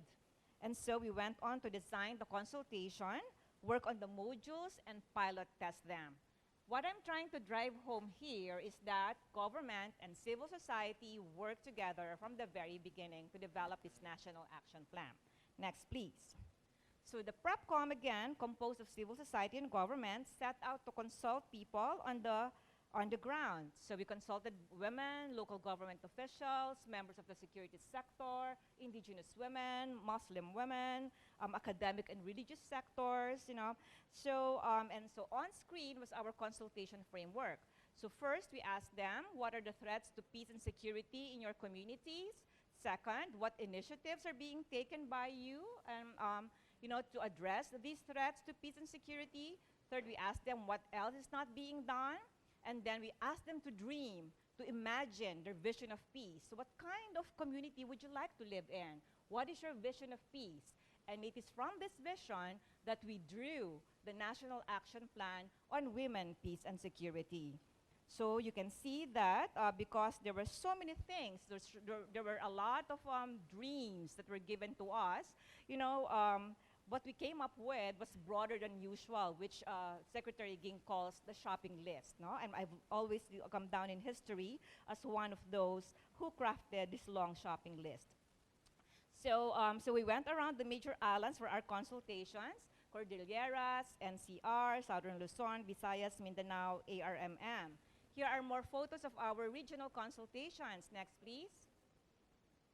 So more photos of our regional consultations. What I'm trying to drive home here, the point that I'm trying to underscore is that, you know, the National Action Plan was formulated because we consulted a lot of people, you know, coming from different regions. Next, please. So these were the questions that we asked, you know, in our consultations. So what should be in our National Action Plan? How can your own peace and security issues be integrated in the plan? And how can this SNAP be relevant to your context? Okay, next please. So these are some of our findings from the ground. Next please. We found out from them the sources of conflict in their communities. Next, we found out from them the effects of these conflicts on them and in their communities. Next please. And this was their vision of peace. I'd like you to take a close look at their vision of peace. They said that there is peace and security when there is land for the landless, when there is respect for cultural differences, when rights are promoted and respected, when there's good governance, when there's no war, when there's development that is sustainable, and where basic social services are delivered. Do you like their vision of peace? Okay, so this is the vision of peace of many peoples, you know, from different regions in the country. And I'd like you to take a look at the one in the center. They also said that there's going to be peace when the values associated with all these are actually internalized by people, you know, who wage it. Next, please. So after we have gathered thoughts on what should go into the NAP, we subjected it to a national validation. No? So we asked people from national organizations, so these are the action points that will be in the NAP. What do you think? No? So this is really a product of consultation. And then after that, the members of the PrepCom, that includes Karen, myself, and Ms. Ooyi, we locked up ourselves in a room in Baguio and started writing the National Action Plan. Next, please. So in March 2010, as Ms. Ging had said, we adopted via Executive Order 865 the very first national action plan in the Philippines and in Asia. No? So, and then the steering committee was formed. It was called the National Steering Committee on Women, Peace, and Security, and it was tasked to implement the NAP. Next, please. So, do the pictures look familiar? The venue? When it was launched in this very room, you know. So that's our story. You know, the first Philippine National Action Plan was launched at the Environmental Studies Institute. Next, please. Next, please. So yes, just continue and until 5 circles come out. So these are the 5 pillars of the National Action Plan. So protection of women from violence and from the violation of their rights, the prevention of the violation of rights of women and girls, their participation in different aspects of peace process of peace work, the promotion of their right to peace, and their participation, you know, to get to that peace, and their empowerment. So ladies and a few gentlemen, so this is what 3025 is about, and this is what our National Action Plan is about. So you remember the 5 P's, okay? I cheated with empowerment, okay? But then, you know, the P there is capitalized. This is what we want, you know, how to happen. We want to have more peace and security in this country with more women participating in the process. Next, please. So in sum, our NAP wanted to transform women's image from that of being a victim to that of being a peace builder or an agent of peace. Okay, so that is in essence what 1325 is. Next, please. So a national steering committee was formed by the government with government agencies as members, as said a while ago. Next, please. And on screen was its mandate. Next, please. So all government it was indeed, no, that National Steering Committee, but it was mandated to partner with civil society, particularly women and peace groups. Next, please. So implementing the NAP, as mentioned by Sec Ging, had policy support, and I'm not going to say things in detail. Next, please. And here are some members of civil society who initially took the challenge of helping implement the National Action Plan. Women who are from national and community organizations. So many of us here in this room are there too. Okay, next. So you may be wondering how we were able to help implement the NAP. We are not government. So we have good support from foreign missions, international organizations, government agencies, as well as international NGOs. So thanks very much. Now, next please. Let us talk about CSO implementation of the NAP. What have been the gains, gaps, and challenges? The data I will provide came from focus group discussions, from surveys that we have made with various groups, community women, security sector, government agencies, among others. We have 6 publications where these accounts are recorded. I have also a bit of show and tell, and on that table you will see some of the books that we have published documenting, you know, the gains and the challenges that we have faced through the years of implementing the National Action Plan. Next, please. In terms of the gains, those we surveyed and talked to reported increase in awareness on 1325 and appreciation on the role of women in peace work. Next, please. Gain number 2. Some local governments have adopted local action plans and legislated participation of women in decision-making and their protection from armed conflict. Next, please.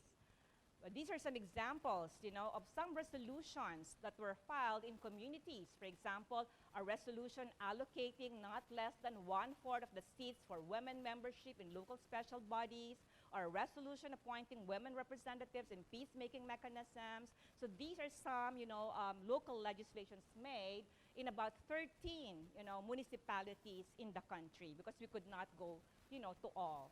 Next, please.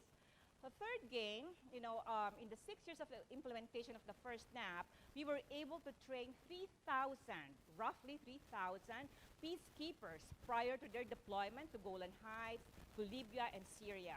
And our main message, don't you dare commit any violence against women while deployed, okay?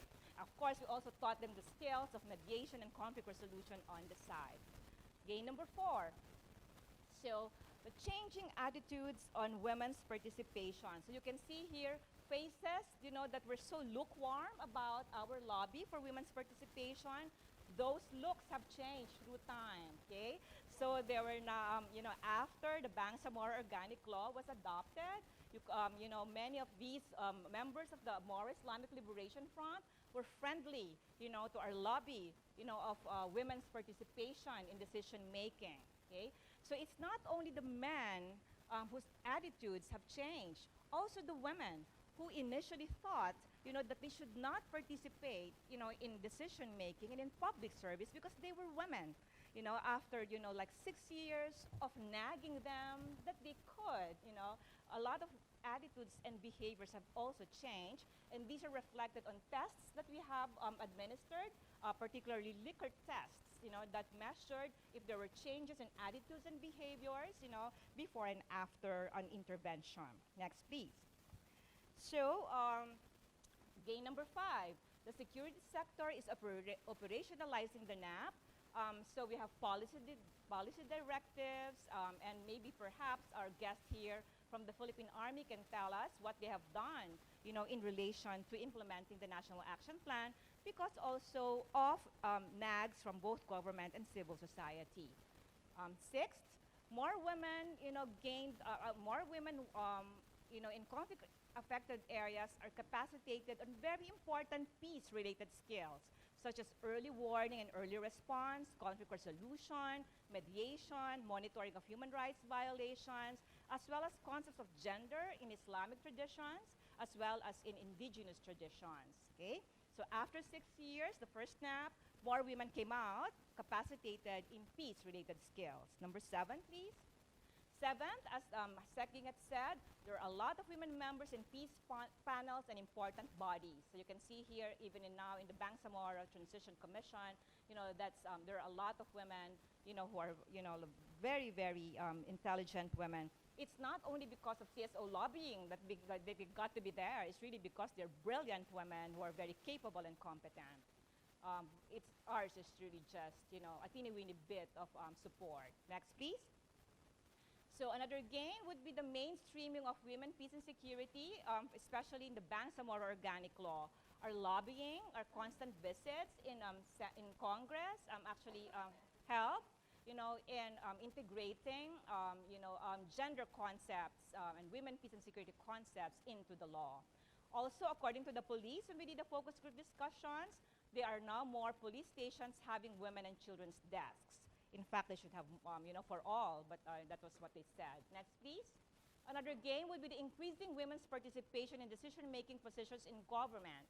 For example, we don't have a baseline data, but you can see here that in the executive, legislative, local government, foreign service, there's somehow, an increase, however slight. Next, please. So another gain, from implementing the National Action Plan would be community women having more spaces to bring their voices to the fore. For example, we convened indigenous women in Mindanao and asked them if, if Joma Sisam is in front of you, what are you going to tell him? Okay?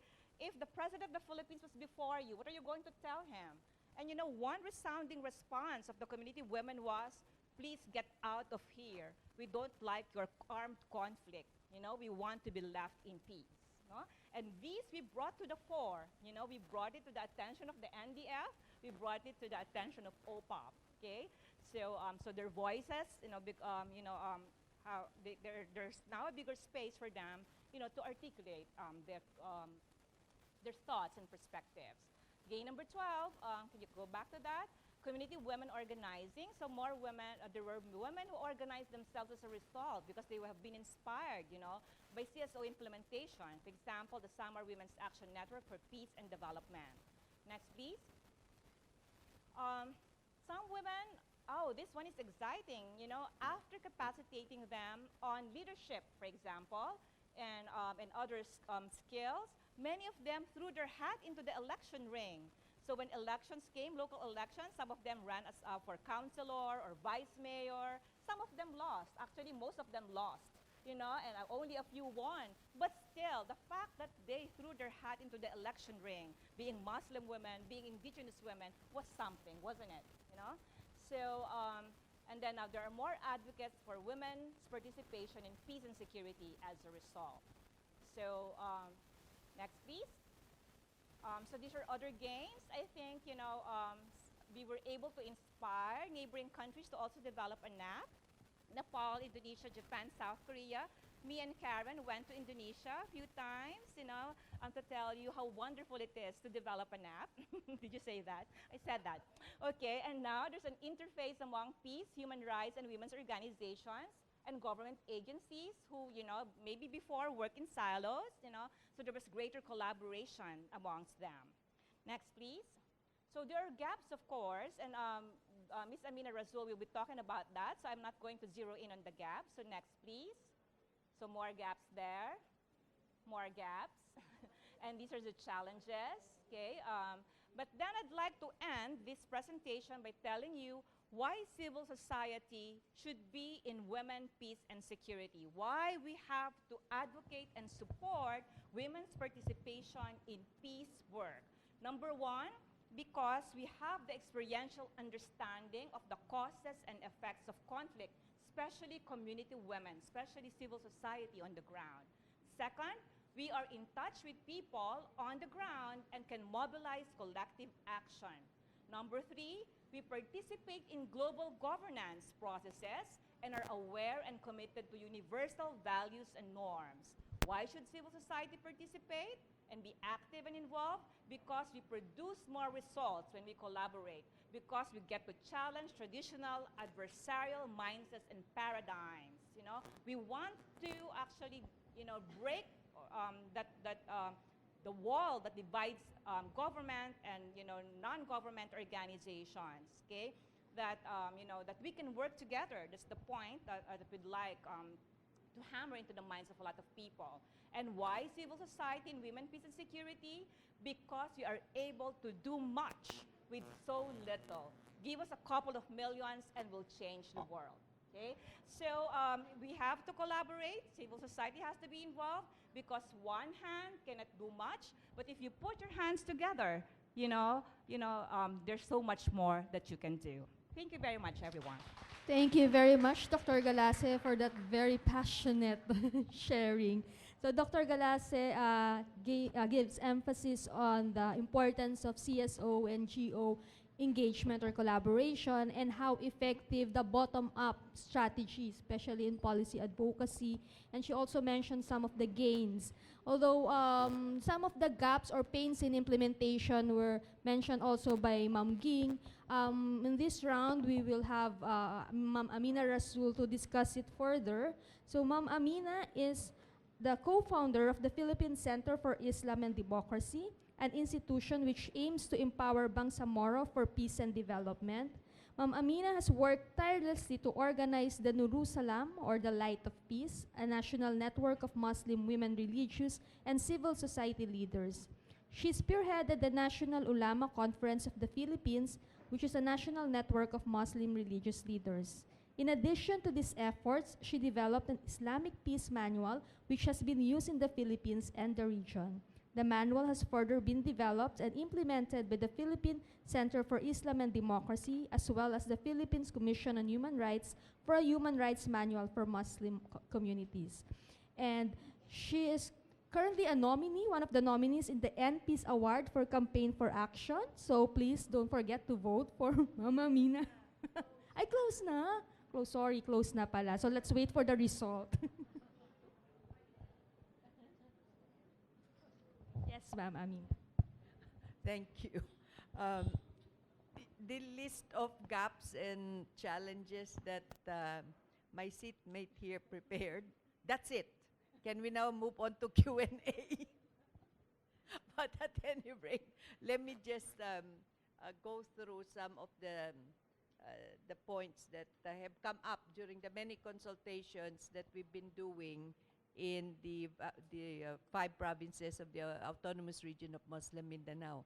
For the record, let me just state that I'm probably the only representative here from the actual areas of conflict. I'm Bangsamoro from Sulu. So you can take my word when I say that the NAP WPS has made its way to our provinces. Now let's talk about implementation. In the Philippines, we're lucky because from the time that democracy was brought back to the Philippines after the Marcos years, the definition of national security had started to change from state security to human security. And the one security advisor I can credit with having really hammered that down to the government agencies was then security advisor of former President Ramos. I was a member of the cabinet of Fidel V. Ramos, and his security advisor, Joe Almonte, always talked about, when you talk about security, we move beyond military concerns. It is human security that government has to take care of. Because if that does not happen, forget state security. And over time, each new regime, well, except the regime of President Estrada, too short, built on that. So when King-Deles and the government at the time really worked on WPS, we already had a good foundation, a better understanding about what security really means. And principally, always, that you must have a strategy that includes political, economic, historical roots of radicalization. Next, please. Okay. I put this as a first slide because one of the easy problems to address and one of the hardest, it seems, to address is this issue of adult literacy. If you look at all of the areas of conflict, global, adult illiteracy is always extremely high. So how does government's programs, how does the notion of peace building ever reach the community level if the adults are illiterate? Now, in the Muslim areas, illiteracy, adult illiteracy is more than a third of adults. And considering that, you can imagine how this becomes a problem for the understanding of the communities on peace building, on the necessity for community resiliency, on supporting women, all of these wonderful initiatives that are coming out and supported by government. You can understand why we are now becoming, government has always been very bad at providing counter-narratives to violent extremism. And perhaps if we had higher literacy levels among our people, it would be that much easier. Next, please.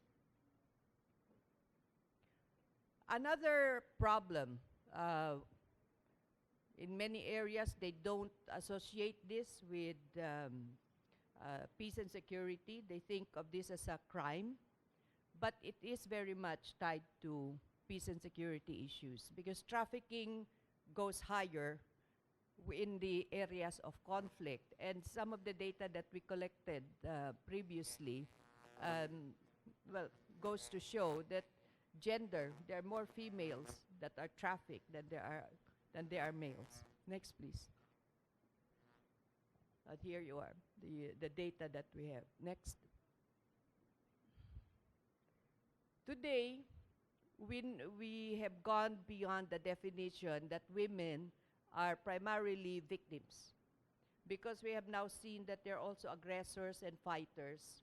In the case of the Marawi siege that happened 3 years ago, the financier of the group that laid siege to Marawi was a woman who was a very, very good businesswoman, as it turns out. And this has not been factored into the appreciation of government and civil society previously on women, peace, and security, which we need to take a look at. Next. Women as peace builders and community leaders. This is very much being done in our communities.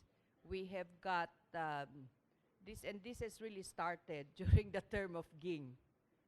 Hindi ako nagsisip-sip. But it really started during Ging's time, where every time there was a need to gather support for the peace process, if the peace process was being threatened, civil society from all over Mindanao, male organizations, would gather to look at what can we do to put the peace process back on track, to support government, to support the Liberation Front, and bring them together. So civil society was particularly active. And the role of women as peace builders started to gain really strong support at the time. There was a survey conducted by SWS, the Social Weather Stations, which is the, I guess, the most credible survey organization in this country, that showed nationwide both men and women believe that women are better as peacemakers than men. And that's a national survey. So the support for women as peace builders and community leaders, started to really gain strength. But that has been waning. Next. So key issues that we have been noticing in the various forums that we've been doing, the focus group discussions that we've been doing over the last 4 or 5 years. Next, please. I'm just flashing some points on the board. This was not specific to WPS. This was really focus group discussions that we had looking at what are the priority concerns of women in the 5 Muslim provinces. And we would love it if you can just get it from the slides from Mel's group. So Basilan is an island province in the Bangsamoro. And if you notice, violence against women is there, illiteracy is there, drug addiction is there, no access to family counseling. Let me just tell you that when we did this particular focus group discussion, this was long before the siege in Marawi.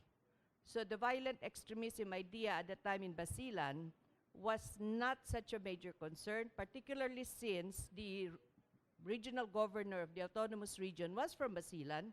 The governor was the brother of the regional governor. So they pretty much poured a lot of resources to support the communities. That's why you don't see much of a concern there on peace and security. Next. But let's take a look at Lanao del Sur. If you look at their challenges, here you start seeing a lot of problems that the women have been anticipating, and a lot of them have something to do already with peace and security issues. Next. Maguindanao, the same. Peace and security issues are there, including narcopolitics, which has become part of the support system for violent extremist groups. ISIS is already mentioned. Next. In Sulu, which now has become a flashpoint for violent extremists, also take a very close look at the peace and security issues. Drugs, again, is very much a problem. And let me just tell you that in the north, they look at drugs as a criminal issue or a health issue.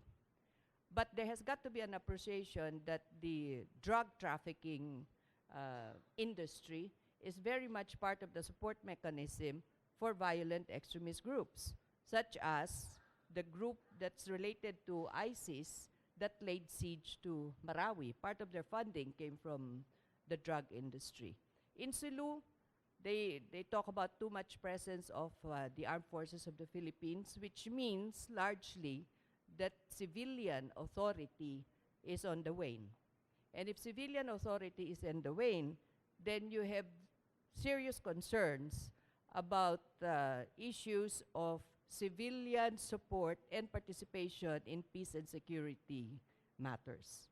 So we need to be taking a look at a lot of these findings that have come up from various focus group discussions. Next, please. In Tawi-Tawi, ooh, that's really small. And I'm a senior citizen. But in Tawi-Tawi, when we did this focus group discussion, Tawi-Tawi did not really feel the brunt of security matters. Tawi-Tawi, of the 5 Muslim provinces, tends to be the more Pacific group. Less conflicts due to ideology. Conflicts in Tawi-Tawi are more due to resource, due to politics. One pressure point in Tawi-Tawi right now is the presence of mining concerns.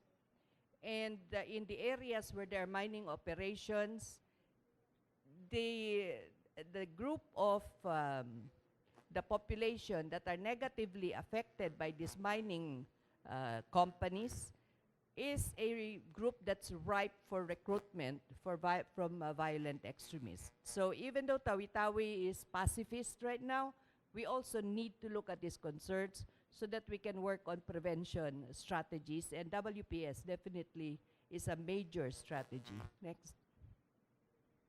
Next, please. Oh, next, please.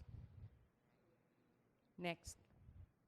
Let me just showcase a couple of initiatives that PCID has been working on for the past 10 to 15 years, long before we really had the coming together of the WPS.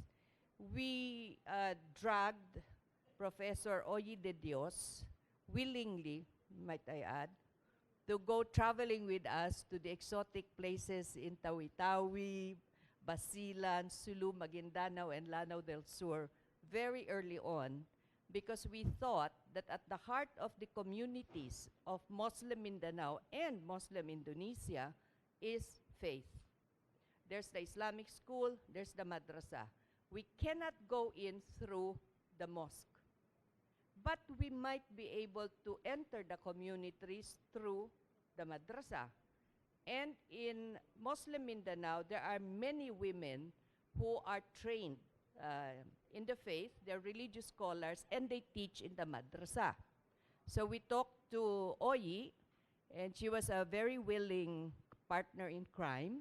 We started working, bringing the Muslim religious women together, giving them capacity building as human rights defenders, educators, peace builders, community leaders. And this resulted in a partnership since 2006.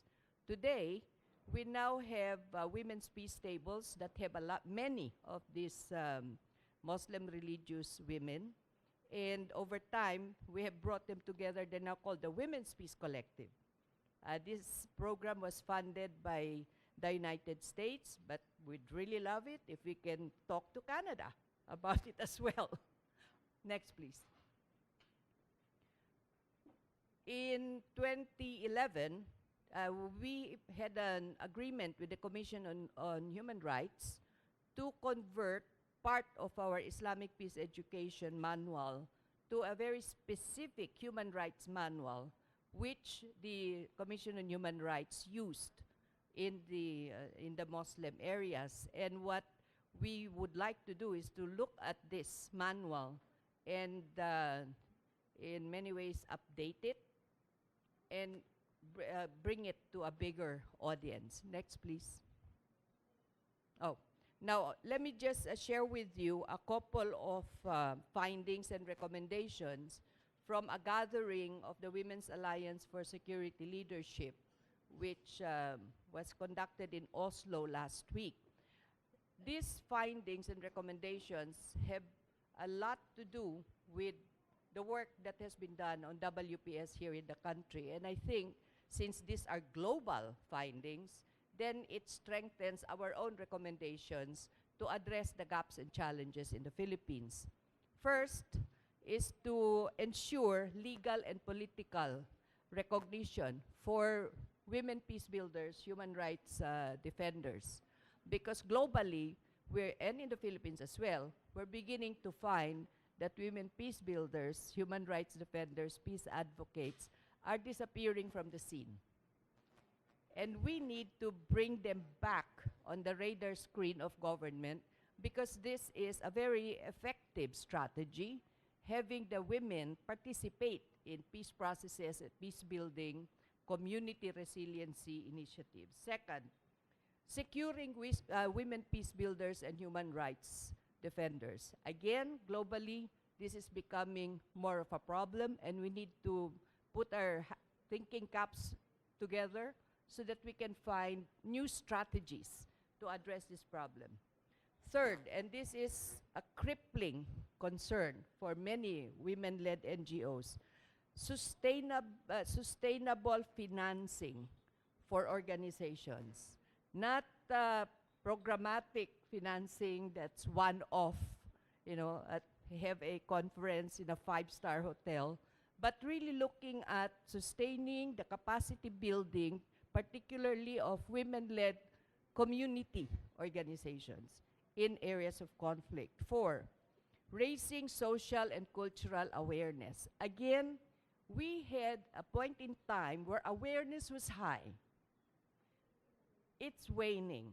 So again, we need to come together and look at how do we bring back awareness of the value of women, peace, and security in all of these countries that are being affected by armed conflict.